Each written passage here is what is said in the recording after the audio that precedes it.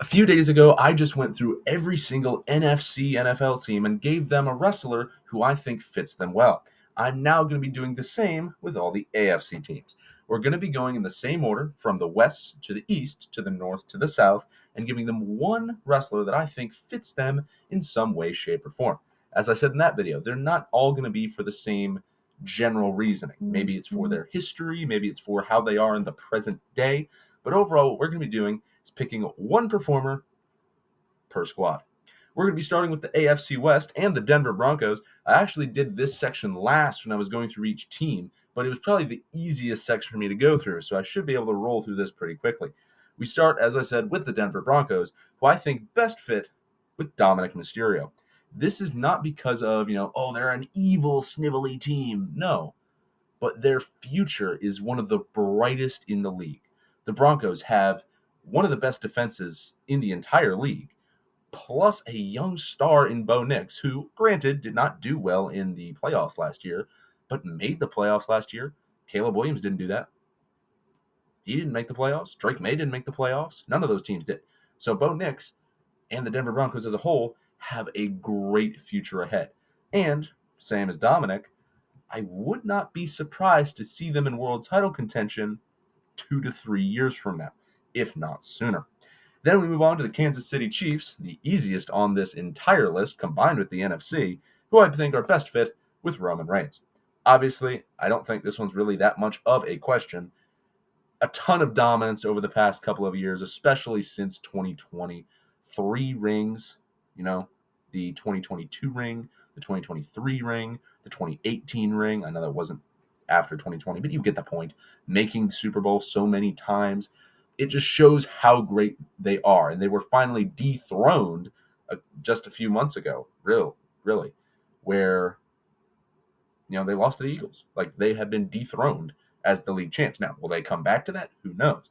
Now, I know a lot of people, such as myself, sure hope that, like Roman, they do not touch a world title anytime soon. But the league and the world of wrestling are very different, so I would not be surprised they sneak their way back there. But the point being, over the past couple of years, they have been very Reigns-like. Then we move on to the strangest, I think, pick I've ever made for these videos, and the Vegas Raiders, who I think best fit with Santos Escobar. Now, you can't see it, but on my screen right now, I have 4 sticky notes for each group of teams, each division. On all of them has like a short little description of what I'm going to say about each one, so it can help me read, okay, how am I going to express this to you? What I wrote for this one says Raiders Santos question mark, because the best way to describe it is both the Raiders and Santos Escobar are a huge question mark, because who knows where they're going to end up going over the course of the next couple years. Are they going to start doing better, like finally make an appearance in something important? Are they going to crash and burn? Are they going to just sit at the bottom of the league or the bottom of the card, I guess, for the next decade? What's going to happen? And I think a question mark is literally the only way to describe how these two fit each other. But they really need to figure something out quick, because otherwise they're cooked. They're going to get relegated in the case of the Raiders, and they're going to get fired in the case of Santos Escobar. But nevertheless, c'est la vie. Then we move on to the final team in the West, the LA Chargers, who I think are best fit with Lyra Valkyria. This is because they have always been at least solid. Normally they're above solid. Every now and then they have, a shaky time period, but they've almost always been solid or above that. But they never really get any recognition for it. And they don't really get a lot of success when it comes to winning things. Now, Lyra has, won the NXT women's title and is a current women's intercontinental champion. International. This isn't AEW. Anyways, but I feel like no one really cares that she's there. Like, there are people on Twitter and they have their fandoms and they love her and they love the Chargers on, similar things. But I just feel like there's not a lot of like, wow, let's go. Wow, the Chargers are doing so well. I'm so proud of them. Lyra's doing so well. I'm so proud of her. Just none of it. There's no like fanfare about them doing anything. And I think the reason is Lyra just doesn't have a lot of exposure, especially being in the women's division, especially on Raw. Meanwhile, the Chargers are kind of hindered I was trying to figure out the best way to say that. They're hindered by the lack of playoff success in that time period, especially since 2020 or so. So, Herbert is great. But where's the playoff success? Lyra is great. Where's the main event slots? Where's the world title shots? And I understand she's a champ now, but before then, she wasn't really getting any shots at it for being as good as she is. So, very confusing, but we will see. And now we move on to the AFC East, which I think will be started with the Buffalo Bills, who I think are best compared. You'll have to let me cook on this one. It's going to sound weird when I originally say it, with Shinsuke Nakamura. Now, I'm not talking about current Shinsuke Nakamura because he's washed. He needs to go in the dryer now because he needs to complete the cycle. But the comparison that I wrote on my little note card, they couldn't win anything. I used a more offensive term than that, but point being, anything, even in their heyday. Shinsuke, in his heyday, 2018, doing the best he's ever been. He's incredibly good. Cannot win a world title. The Buffalo Bills, a few years ago, and even now, really good, ton of talent. Josh Allen, super huge contract, great record, making it to the AFC Championship game. Can't win anything. Just can't. Won an MVP. It's like Shinsuke winning the IC title a couple weeks ago, or US title, excuse me. Okay, cool. Can you win a Super Bowl? Can you win a trophy of worth? Now, I know there's no such thing as a President's Trophy for the NFL, such as the NHL, but you can't win anything? Not a ring? You've had all this talent for so many years now, and you just can't do anything with it? Just saying. Father time comes for everybody. And I know Josh Allen's not that old, and some of the roster's not that old, but clock's ticking. Then we move on to the Miami Dolphins, who I think are best fit with Zelina Vega. This is in 4 picks, the second member of formerly the LWO. Little strange that I figured that out. However, I picked this because they are eternally in limbo and have been in limbo for what feels like forever. What is Zelina going to do? She's just there. And this is different from the Raiders, wherein the Raiders are actively bad, whereas the Dolphins are just actively something. They haven't won a playoff game in like 20 years, but they made the playoffs like 6 or 7 times. But they haven't done anything with it. 6 or 7 wins would be something, but they've only made it 6 or 7 times, not winning a single one of those. So what do the Dolphins do? Who knows? They're in limbo. And the same thing with Zelina Vega. She doesn't do anything. She's just there. She hasn't had a TV match in like a month. What is she going to do? Who knows? Is she going to go to a different company? Is she going to get a push finally? Is she going to get an actual character that's not just, I'm Latina? We will see. Then we move on to the New England Patriots, who I think are best compared only in kayfabe with Carmelo Hayes. Because in kayfabe, very important, they are horrible. But they have a super bright future ahead of them. Wherein the Broncos, we know they have a bright future. They already look good. The Patriots, and Carmelo Hayes in this case, in kayfabe, I need to keep saying that because Carmelo Hayes, period, doesn't fit. Kayfabe, Carmelo Hayes does. They look great going forward. Looks like they're going to be doing very well for themselves, which is why I think they fit well together. Patriots, they have talent. They can get more talent and become better. Travis Hunter, we'll see. Carmelo Hayes has a ton of talent, can improve by being on the main roster, and get some title shots. We will see. What's he going to win? Who knows? Hopefully the U.S. title eventually. Nevertheless, very bright future for both of them. Meanwhile, the polar opposite, the New York Jets, who I think are best compared with Nikita Lyons. Buns, not just in kayfabe, horrible future. I don't think I really need to explain this one. If you know how bad the Jets are and you know how bad Nikita Lyons is, or one, you can figure out how bad the other team is. Now, I might say that you can make Nikita Lyons like a smidge better to make this more accurate, but I think it's close enough to accuracy as you can get. So, c'est la vie. Then we move on to the AFC North, where we get started with the Baltimore Ravens, who I think are best compared to Sheamus. Now, this one is a bit of an odd one because I had to write a ton of wording for it to fit. So I think this is because They have won a lot. They have 2 Super Bowl rings. They have a multi-time MVP in Lamar Jackson. They have, Offensive Player of the Year, probably at some point, to Derrick Henry. They have Zay Flowers, who's a promising rookie. They have Kyle Hamilton and a good defense overall. But they can't win the one thing they haven't won in this era, another ring. The last time they won a ring was 2012 with Joe Flacco. And I love Joe Flacco. He's one of my favorite players of all time because I just like Joe Flacco. What can I say? But can they win a ring with this team? In the loaded AFC, who knows? You have Allen to contend with. You have Burrow. You have Mahomes, obviously. You might have Knicks eventually. You'll have May in a few years. Never mind. The point being, can they win the last thing they need to do in this era? They have the talent on offense. They have the talent on defense. They have MVPs. They have offensive players of the years. They have everything in line to win a ring.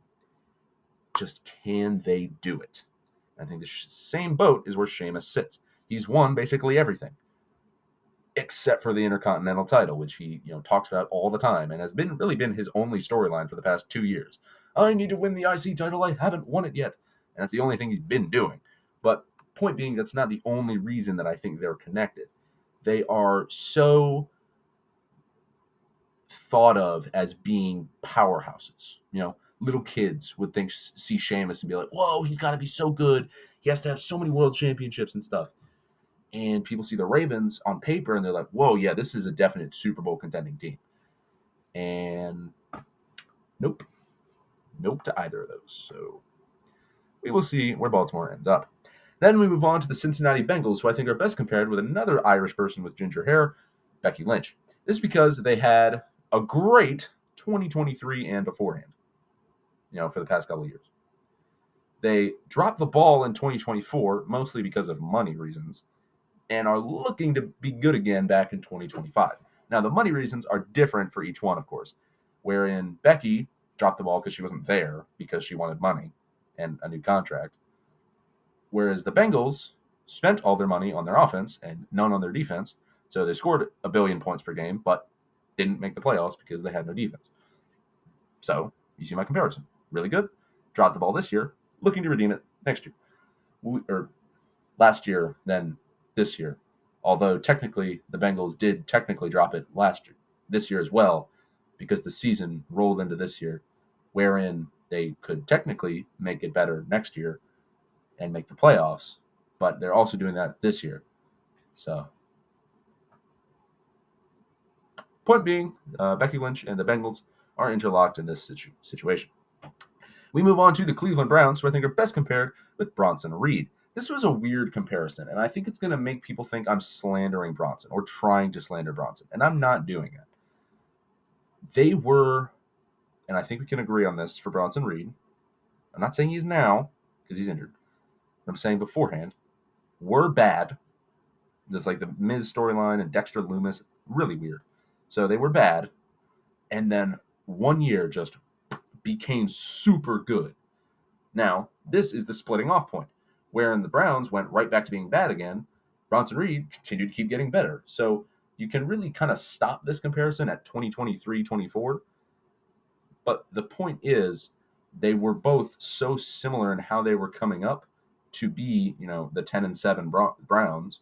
Or were they 11-6? I think they might have been 11-6.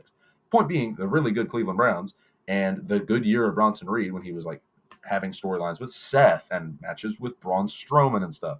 I know that's been a little more recent, but the point being, the talent was there and it was shown out, but the Browns couldn't capitalize on it, whereas Bronson Reed absolutely did. So bad, except for that 1 year, and after that, they split off into different directions. Then we move on to the final AFC North team, the Pittsburgh Steelers, who I think are best compared with Rey Mysterio. This is because they are consistently above average. That's about it. They're just above average, And this isn't to say that Rey wasn't, great in his heyday. I'm not saying that.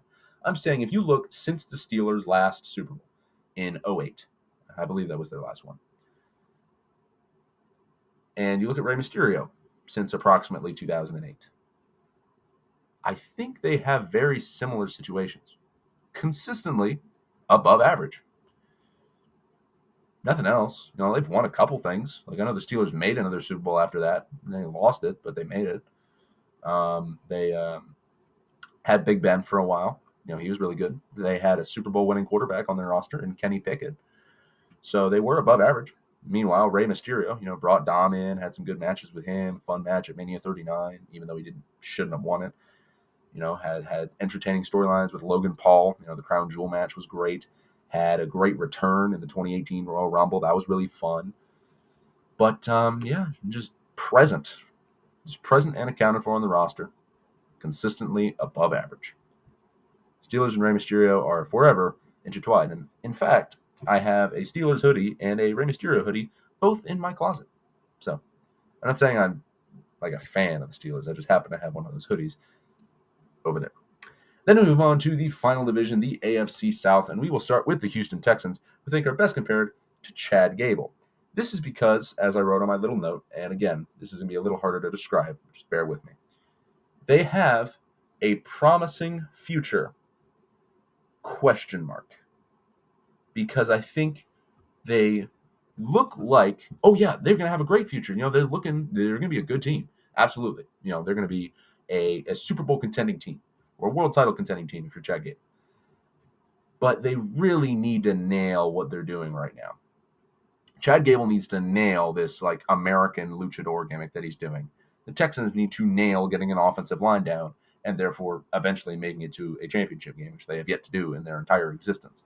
So if they don't nail that, then there's going to be a problem because by the time they have failed on that experiment, CJ Stroud's deal is probably going to be up, whichever deal he ends up signing, because I know he's on his rookie contract right now. They could just trade him at that point. Nico Collins is probably going to be a little annoyed. Joe Mixon's going to be gone. You have some of your defensive pieces. They're going to be gone. Kymie Fairbairn, I know he's a kicker, but he's still really good, so I'm going to mention him. So it's important to get that done now rather than try again later, because at that point, your talent is going to start to fade and start to be not as prominent, if you understand what I mean. Then move on to the Colts, who I think are best compared to Solo Sikoa. This one's probably my weirdest one, and I don't really like it. The more I think about it, it makes a little more sense to me. So bear with me. Again, they had a little bit of hope-ish in their, careers or their time as a team with Anthony Richardson and with Solo's, apparent turn into being like his own character.